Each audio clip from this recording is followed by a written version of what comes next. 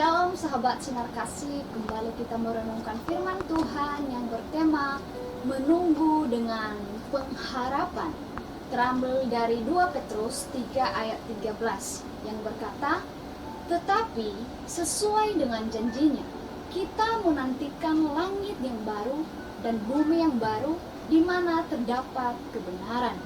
Sahabat sinar kasih, menunggu seringkali identik dengan ketidakpastian, kebosanan, atau kekecewaan, terutama ketika sesuatu yang dijanjikan terasa begitu lama datangnya.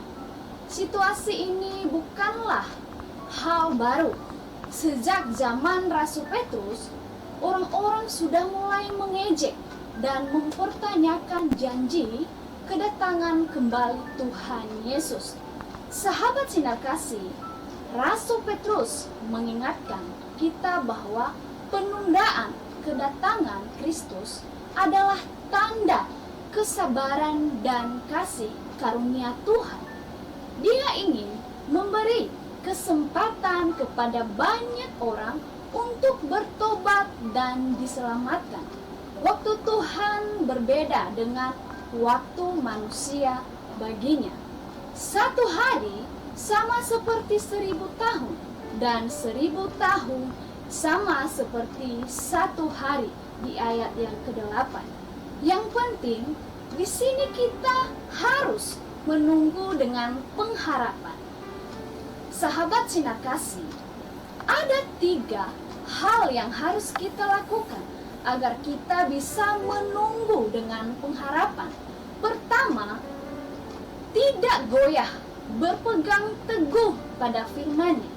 Kedua, hidup dalam kekudusan dan kesalehan, mengingat kedatangannya yang tak seorang pun tahu. Ketiga, bertumbuh dalam kasih karunia dan pengenalan akan Kristus, supaya membuahkan hasil seperti kasih, sukacita, dan damai sejahtera. Sahabat sinar kasih, menunggu harapan itu berarti tidak dengan pasrah tanpa ada yang bisa dilakukan. Sebaliknya, kita harus melakukan hal-hal penting secara aktif, bertumbuh dalam iman kepada kedatangan Kristus kembali. Tidak hanya bertanya kapan dan kapan kedatangannya, tetapi mengupayakan bagaimana kita selalu siap sedia mengenalnya demi menumbuhkan iman yang semakin berkenan dan siap menyambut kedatangannya kapan saja. Demikian Tuhan Yesus memberkati. Menjadi milikmu, jadikan kami terangmu di tengah gelapnya dunia.